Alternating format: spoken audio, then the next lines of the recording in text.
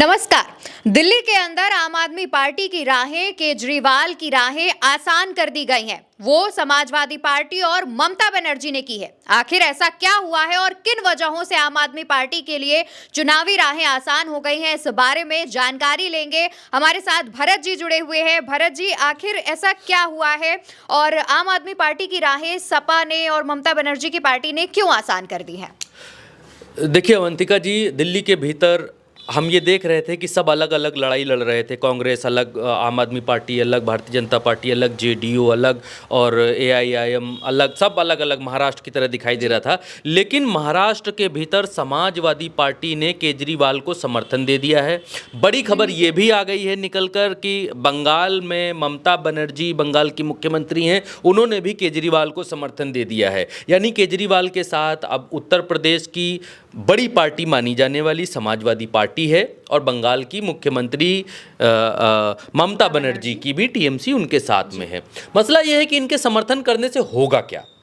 क्या केजरीवाल की जीत की संभावनाएं और बढ़ जाएंगी? क्या होगा दिल्ली के भीतर? क्या भारतीय जनता पार्टी को इससे गहरा धक्का लगेगा? देखिए, मसला यह है कि केजरीवाल का अपना जनाधार है। आज की तारीख में हम देखें तो दिल्ली में सबसे ज़्यादा मजबूत पार्टी केजरीवाल की पार्टी है, आम आदमी पार्टी है। चाहे वो मुख्यमंत्री के चेहरे को लेकर हो, चाहे अपने कामों को लेकर हो, चाहे वो विवादों में बने रहने को लेकर हो, चाहे वो लाइमलाइट में बने रहने को लेकर हो, चाहे अपनी योजनाओं को लेकर हो, सबको मिलाएंगे भी तो भी आप केजरीवाल की आम आदमी पार्टी को आगे पाएंगे। लेकिन अखिलेश यादव के समर्थन देने का नंबर्स में मतलब क्या है, ये आपको समझना पड़ेगा। आज देखिए, दिल्ली में 45% जो बाहरी लोग हैं, दिल्ली में जो बाहरी लोग हैं उनमें 45% संख्या जो है वो उत्तर प्रदेश के लोगों की है जो दिल्ली के भीतर रह रहे हैं। क्योंकि दिल्ली एक ऐसी जगह है, देश की राजधानी है, जहां पर प्रवासियों की संख्या बहुत है। प्रवासियों मीन्स पूर्वांचल के लोग, उत्तर प्रदेश के ही जो भाग है पूर्वांचल, उत्तर प्रदेश,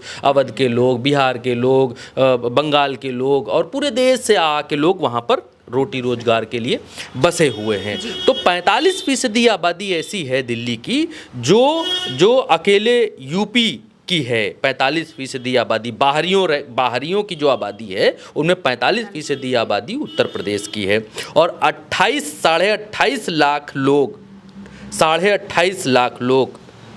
बंगाल अकेले जो हैं वो दिल्ली में हैं। 28.5 लाख लोग और 27 लाख लोग जो यूपी के हैं वो महाराष्ट्र में हैं और यूपी के ही 28 लाख लोग, 28 लाख बहुत बड़ी संख्या है, दिल्ली में रह रहे हैं उत्तर प्रदेश के। और ये फीसदी में जाएगी तो 45% के आसपास हैं बाहरियों की, प्रवासियों में 45% हिस्सा उत्तर प्रदेश का होता है।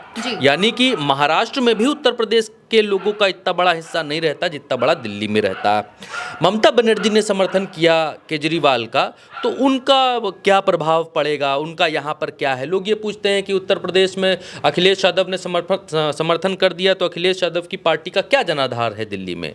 जनाधार नहीं, उत्तर प्रदेश के वोटर का जो है वो आधार दिल्ली के भीतर है। अगर अखिलेश यादव अपील करेंगे आम आदमी पार्टी को वोट देने की दिल्ली में, तो दिल्ली में जो आम आदमी पार्टी, जो समाजवादी पार्टी का समर्थक है, वो आम आदमी पार्टी को वोट करेगा, इसमें कोई दो राय नहीं है। अब ममता बनर्जी का जो मतदाता है बंगाल के जो लोग हैं जी, और आप ये देखेंगी कि क्षेत्रवाद बहुत चलता है उत्तर प्रदेश में, भारत में, और भारत के अलग अलग हिस्सों में क्षेत्रवाद। आप जाएंगे महाराष्ट्र जाएंगे तो वहाँ का अलग क्षेत्रवाद है, साउथ का अलग क्षेत्रवाद है, दिल्ली का अलग, उत्तर प्रदेश का अलग, बिहार में अलग। तो क्षेत्रवाद की जो पॉलिटिक्स है, इस पॉलिटिक्स का जो फ़ायदा है वो अरविंद केजरीवाल को मिलता हुआ यहाँ पर दिखाई देगा। अब देखिए कि जो बंगाल के लोग हैं दिल्ली में, करीब 5 लाख बंगाली समाज के लोग रहते हैं और करीब 50% जो बंगाली समाज के लोग हैं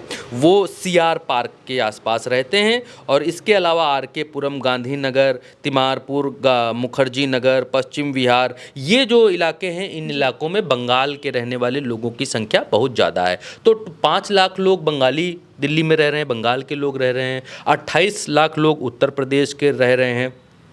तो यहाँ पर 32-33 लाख लोग हैं जो उत्तर प्रदेश और बंगाल के रह रहे हैं, इनमें आप मोटा मोटा पकड़कर चलेंगे तो आधे तो ऐसे लोग होंगे जो समाजवादी पार्टी के वोटर होंगे। जी 15 लाख तो लोग होंगे जो समाजवादी पार्टी के वोटर होंगे, और अगर 15 लाख वोटों की बढ़ोतरी समाजवादी पार्टी आम आदमी पार्टी की तरफ कर सकती है तो ये एक बहुत बड़ी संख्या है। आप देखेंगी तो लगभग 3 लाख, 3.5 लाख, 3 लाख, 3.5 लाख के आसपास वोटर्स विधानसभा की सीट के ऊपर होते हैं अमूमन उत्तर प्रदेश में, तो हमने यही देखा है। तो अगर 3 लाख वोटर्स होते हैं जो डिसाइड करते हैं कि भाई कौन जीतेगा कौन हारेगा, तो 30 लाख लोगों के आप बांटेंगे तो 3 दाम 30, 10 सीटों के ऊपर प्रभाव ऐसे ही पड़ता हुआ दिखाई देता है। बिल्कुल। तो अखिलेश यादव के जिस तरीके के रिश्ते अरविंद केजरीवाल से हैं, या अखिलेश यादव के रिश्ते ममता बनर्जी से हैं, ममता बनर्जी के केजरीवाल से हैं, और केजरीवाल के अखिलेश यादव से हैं, तो ये दिखाता है कि उत्तर प्रदेश में आम आदमी पार्टी ने अखिलेश यादव की मदद की। अखिलेश यादव से मिलने भी केजरीवाल आए, संजय सिंह भी मिले। अब बारी समाजवादी पार्टी की है, समाजवादी पार्टी दिल्ली में केजरीवाल की मदद कर रही है। तो आज की तारीख में हम ओवरऑल देखेंगे तो केजरीवाल का पलड़ा दिल्ली में भारी लगता हुआ दिखाई देता है। हालांकि अगर कोई नेता जेल जाता है या उसकी छवि धूमिल की जाती है, या जो अपने आप को ईमानदार बताता है उसको कट्टर बेईमान बताने की कोशिश की जाती है, तो भाई 10 साल की एंटी इनकम्बेंसी का असर एक सरकार पर होता है, वो कोई भी सरकार हो। लेकिन उतना ज़्यादा असर दिल्ली में केजरीवाल के ऊपर होता हुआ दिखाई नहीं दे रहा है। और केजरीवाल भी इस फ़न के माहिर खिलाड़ी हैं कि उनके ऊपर जब भी कोई आरोप लगता है तो उसको बहुत गंभीरता से उसको टैकल करते हैं। जैसे उनके ऊपर सबसे बड़ा आरोप इस समय लगा हुआ है दिल्ली में कि उन्होंने अपना घर बना लिया, उसमें टॉयलेट सोने का लगवा लिया, टोटियाँ सोने की, और पर्दा लगा लिया, 88 इंच का टीवी लगा लिया, स्विमिंग पूल बनवा लिया।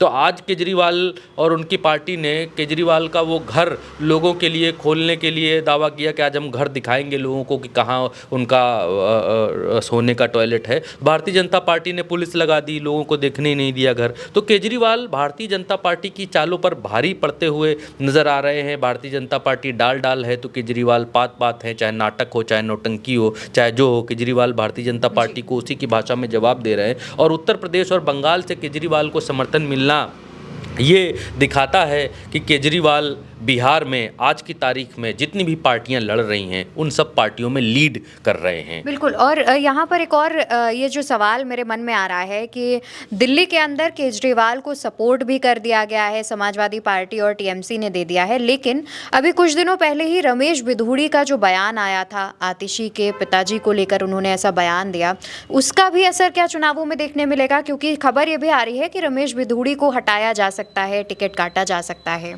देखिए, क्योंकि राजीव कुमार जो चीफ इलेक्शन कमिश्नर हैं, उन्होंने भारतीय जनता पार्टी को अपनी प्रेस कॉन्फ्रेंस में फंसा दिया। अगर वो ये बात नहीं कहते तो रमेश बिधूड़ी चुनाव लड़ सकते थे, वो हीरो भी बन सकते थे। लेकिन जो राजीव कुमार ने अपनी प्रेस कॉन्फ्रेंस के भीतर कहा कि महिलाओं के प्रति जो चीज़ें कही जाती हैं, उनका जो अपमान किया जाता है, वो बर्दाश्त नहीं किया जाएगा। और ऊपर से भी एएनआई के एक यादव पत्रकार ने ये बात पूछ ली कि सर ये बताइए कि प्रियंका गांधी के गाल जैसी सड़कें और इस तरीके की जो भाषा का इस्तेमाल कर रही है भारतीय जनता पार्टी, तो क्या आप इस पर भी कोई एक्शन लेंगे?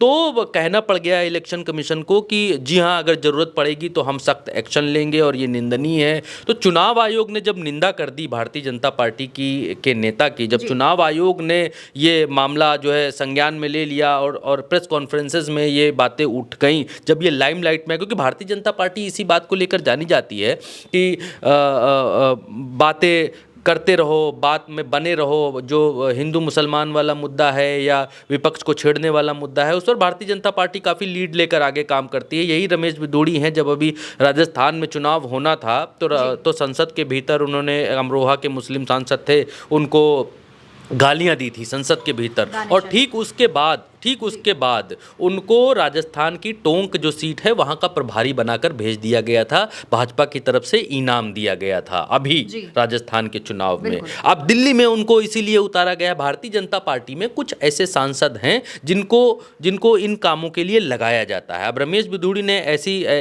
डाइवर्ट करने के लिए चीज़ों आतिशी को लेकर जो कहा, डाइवर्ट करने के लिए जानी जाती है, मानी जाती है और अपने कुछ लोगों को इस तरफ लगाकर भी रखती है। रमेश बिधूड़ी का ये दांव उल्टा पड़ता हुआ दिखाई दिया, क्योंकि जिस पार्टी से भारतीय जनता पार्टी लड़ रही है वो पार्टी पात पात है।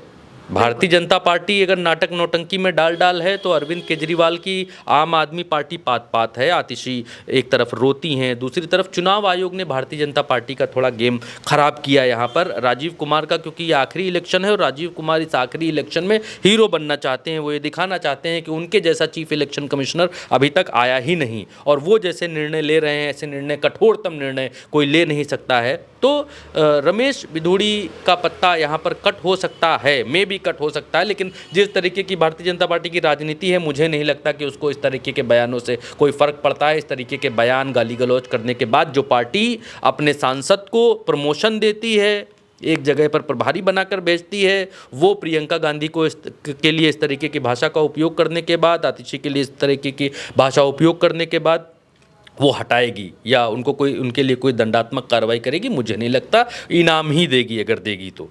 बिल्कुल, यानी कि रमेश बिधूड़ी का जो बयान सामने आया उसके बाद अब यही कहा जा रहा है, जैसा कि भरत जी ने भी बताया और भी कई पत्रकार यही कह रहे हैं कि भारतीय जनता पार्टी की राजनीति अगर देखें तो रमेश बिधूड़ी हटाए तो नहीं जाएंगे, लेकिन देखना होगा कि चुनाव आयोग के भी प्रतिक्रिया सामने आने के बाद कोई एक्शन लिया जाएगा या नहीं। दूसरी तरफ आम आदमी पार्टी का सपोर्ट जो सपा और टीएमसी ने किया है उसको लेकर के भी आगे आने वाले चुनावों में क्या फायदा मिलता है वो भी देखने वाली बात होगी। लेकिन फिलहाल के लिए हमारी इस चर्चा में इतना ही। चर्चा अच्छी लगी हो तो वीडियो को लाइक शेयर कीजिएगा और चैनल को ज्यादा से ज्यादा सब्सक्राइब कीजिएगा।